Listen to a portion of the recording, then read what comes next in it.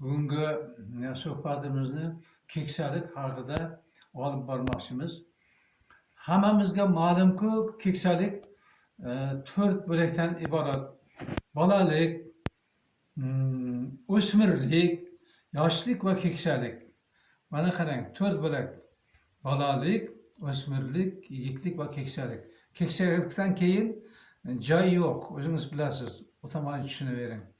Inson har bir yigit qiz mana shu chaqaloq onadan tug'ilganda yig'lab tug'iladi. To'g'rimi? Bu hech bir hamma tushunarli gap.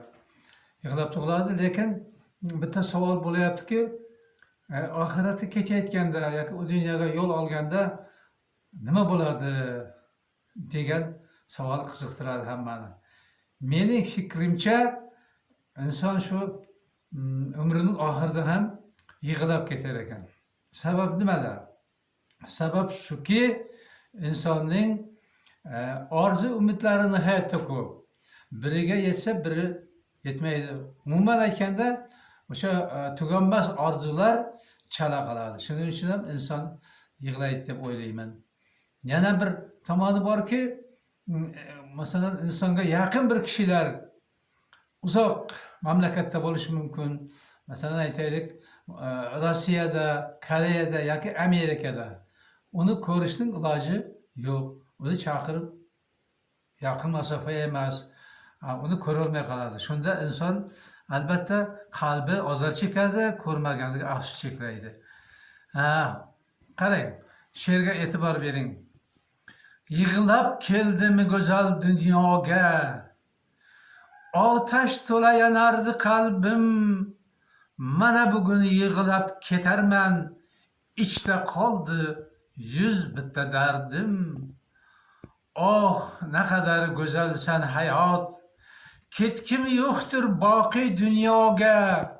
Ne ilojki bugun Allohim mani chorlar nurli ziyoga. Hech kimni oxiratga ketgisi kelmaydi, yashagisi keladi, 100 yil yashasa ham, qanchalik yashasa. Lekin o'sha nurli ziyo bu jannat. Alloh taolo butun olamning egasi bo'lgan Alloh hukmi berilgandan keyin albatta xohlaymizmi, xohlamaymizmi, inson umri ham oxirlab qoladi va shu Alloh taolo jannatga chaqirgandan keyin jannatga ketishga albatta ketamiz.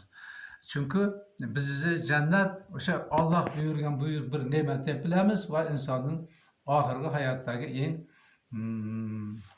yaxshi umri hisoblanadi. Endi keksalik qarang, inson umrining eng bir keksaligi inson umrida asosiy o'rin egallaydi deb bilaman. Sabab shuki, inson keksayganda hayot tajribasi kuchayadi.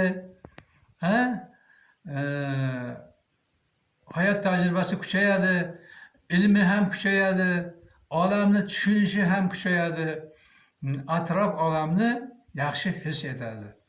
Ammo o'sha yana bir aytamiz, keksalik bu oxirgi bir manzilga o'xshab ketadi xayolimizda. Chunki keksalikdan keyin boshqa nima yo'q. Albatta keksalikni inson o'sha quvonch bilan, bir ishonch bilan o'tkazsa, bu hayot namunali yoki bo'lmasa bir samarali bo'ladi. Buning uchun albatta inson o'zini mehnati bilan, o'zining qilgan amallari bilan hayotda o'sha vatanga qilgan xizmatlari yaxshi bo'lsa, insonning kayfiyati ham yaxshi bo'ladi. Chunki insondan nima qoladi? Insondan faqat o'sha yaxshi niyat qilgan ishlari, amallari yoki bo'lmasa ekkan ko'chati qoladi. Qarang, bitta ko'chat ekdingiz hayotingiz davrida. Aytaylik 30-40 yil o'sha ko'chat yashadi. Uni mevasidan farzandlaringiz yana ko'chat ekadi. Nevaralaringiz uni danagidan yana ko'chat ekadi. Demak, o'sha siz ekkan ko'chat ham 100 yil, 200 yillab yashaydi. Ya'ni sizning avlodingizga o'tib ketadi. Faqat uni o'sha avlodga yetkazish kerak, o'sha otaning mehnatini hisobga olish kerak. qarang, dunyoni ishi bitmaydi, lekin baribir inson o'sha o'zining umri mobaynida vatani uchun, xalqi uchun, farzandlari uchun, xullas kalom kelajak uchun yaxshi ishlarni bajarsa, buning o'rni albatta boshqacha bo'ladi. Yana she'r o'qiymiz, e'tibor bering. Dunyoning bitmas ishin bir chekkaga qo'y bolam. Yaxshilaring ko'p bo'lsa charog'ondir bu olam. So'zlasang yaxshilikdan, ishqi iymondan so'yla. Bu dunyo ishin qo'yib, u dunyo ishin o'yla.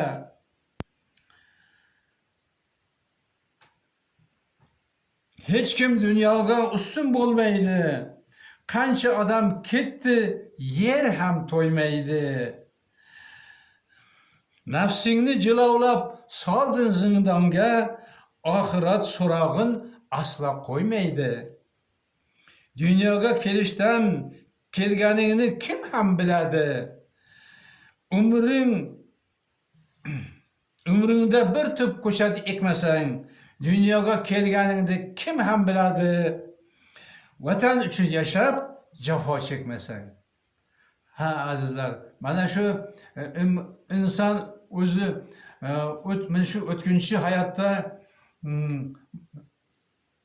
iz qoldirish uchun baynag'i yaxshi amallarni yoki oddiy bir o'sha ko'chatni davom ekib avlodlarga yetkiza olsangiz, bundan yaxshi narsa yo'q deb bilaman. Qarang, yana bir narsa borki, buyuk bobomiz bo'lgan Bobur shunday dedi: "Bori elga yaxshilik qilginki sen, bundan yaxshi yo'q. Kim degaylar dahraro qoldi falondan yaxshilik." Nima demoqchi bo'layapti? Menimcha, sen o'sha yashayotgan vataningga, yashayotgan tuprog'ingga kuchingning borida, joningning borida bir xizmat qilki, o'sha xizmating avlodlar uchun qolsin. Sen o'tib ketganingda ham ular seni eslab turadi. Bu o'sha avlodlar uchun yashash, ularga xizmat qilish va yaxshilik qoldirish, bu inson o'zining haykali deb tushunish kerak. Hech qanday agar o'sha jamiyat uchun yashamasangiz, ishlamasangiz, vatan uchun yashab, vatan uchun jafo chekmasangiz, sizdan hech narsa qolmaydi. O'ylamanki, mendan birinchi qoladi deb. O'sha qilgan amallarimiz biz uchun, o'sha kelajak uchun namuna bo'ladi va o'zimiz uchun haykal bo'ladi. Ha azizlar, mana inson umri abadiy emas. Men hamma keksalarga shunday deymanki, o'sha yaxshi kayfiyat bilan yaxshi nom qoldirishga harakat qilaylik.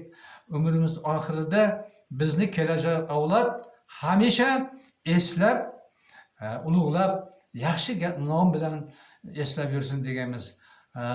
Rahmat azizlar. Shu bilan xayrlashamiz.